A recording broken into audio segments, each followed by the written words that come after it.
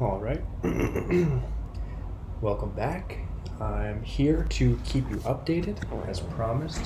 Um, as you can see, every day we get a little bit more complex. Um, more and more moves are being made, more and more gains, and bigger losses.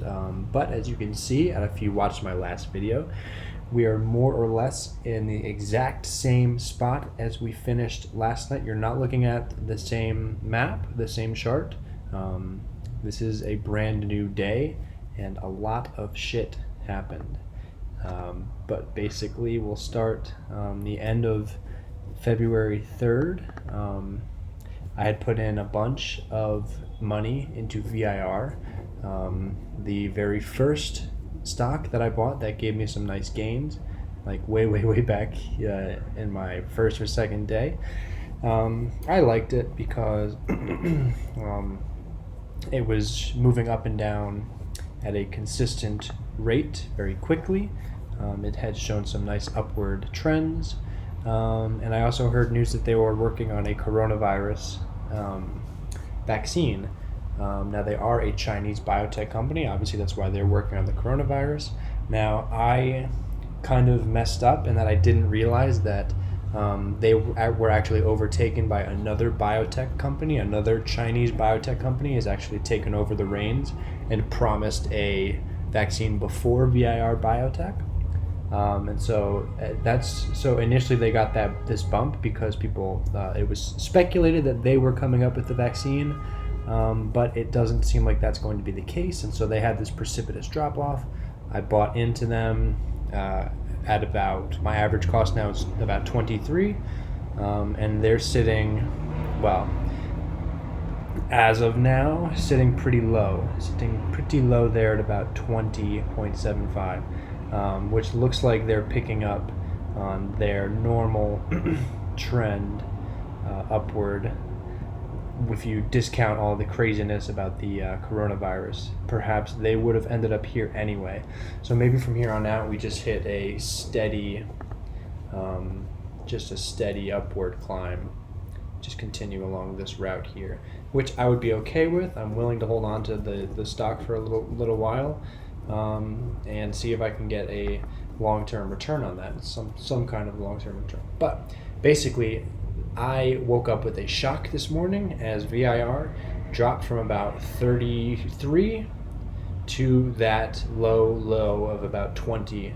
And so basically, I woke up this morning down $44, which was not fun. It was not something I wanted to see.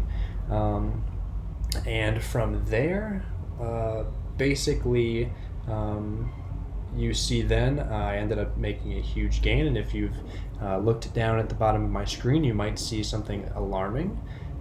As I actually made a move and bought 3 shares of Tesla for about 900. Well, I bought it for about 875 a piece.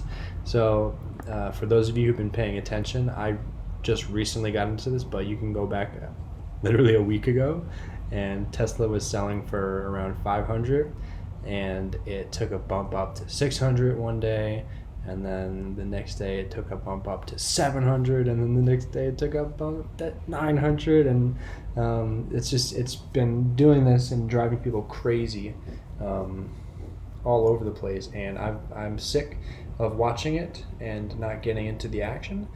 And so I saw it take another hike today up into the 900s, and then I saw it take a dip below 900 back to around 875, and that is where I ended up going in on Tesla. I actually got it at a nice low today, which was really cool. Actually, it did hit a little bit lower than that. I believe it hit 850, so I didn't get it at the lowest of the low, and then maybe an 840 over here. Yeah.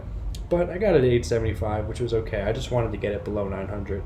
And then all day, I watched it climb all the way back up. And at one point, I was sitting real pretty at a $200 gain. Let's see. Come on, give me the numbers. Yeah, I had come all the way up. I had made $200, a $200 gain on the day. So even though I actually lost with VIR, a substantial amount, I think. Let's see. I'm down in total $83 on VIR. That's kind of pulling me back. I was able to overcome that. Tesla, three shares of Tesla was strong enough to have this surge, and I was feeling really nice. It was late in the day, 3:40 p.m. Market's about to close. Thought we were done, and then boom, correction, and Tesla dropped. Tesla dropped about $100 in literally like 5 minutes. So 350, all good. 5,200, $180 gain on the day, 4%. We're feeling nice, and then all of a sudden, boom, down $62. So, or even more, so like $100.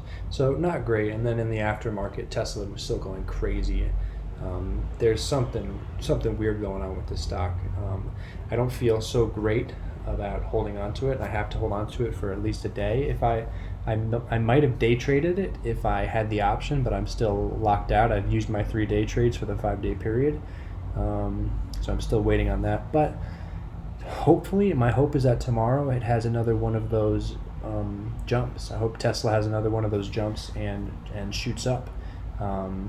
And I might just sell it tomorrow if I can make a quick 350 on Tesla. I'm okay with not really holding on to it because it's volatile, and I feel like any day it can correct back down to like 600, and then I'll be reeling because that's a lot of freaking money. I'm not really trying to lose $1,000 on Tesla. Besides that, I had Pete. I think this is another biotech company I bought. Peloton. Oh no, the at-home fitness one, right? Of course. 6 shares of that. Nice, fun, $9 gain. It's fine. It's comfortable. I like to see it. It's very stable. It's one of my safest stocks that I have. VIR, I actually found this. I don't think I mentioned yet. Virgin Galactic Holdings, which is fascinating. A holdings company which engages in the business of owning and operating privately built spaceships. So maybe a little bit of competition to SpaceX and NASA, obviously. Something that's fascinating for me. Although I didn't just purchase it because I think it's fascinating, that's really a bonus. But again, the nice upward trends are what I'm looking for.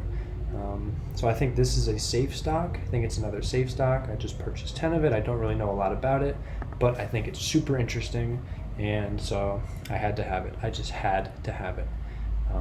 And then finally, Snapchat had their earnings call today.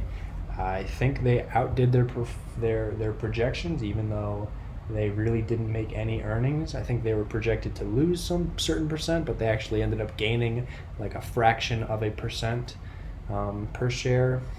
So, and generally, Snap has been on the upturn, although they had gotten up to $18, $19 a share, as much as 20 maybe. I believe they hit 20 at one point. Maybe not. But anyway, they ended up hitting a dive at the end of towards closing today. And so basically I figured, you know what?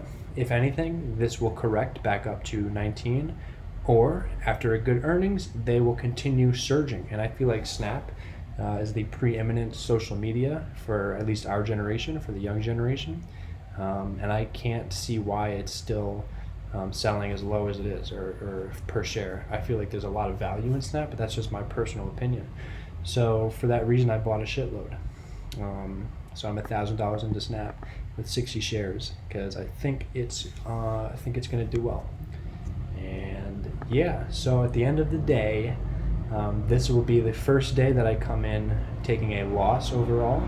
Although, albeit it's a minuscule loss, it could have been a lot more, considering the volatility of the day, starting off down like $60 to $70, going up $200, and then dropping down another $100. It's madness. Thanks to Tesla, thanks to VIR.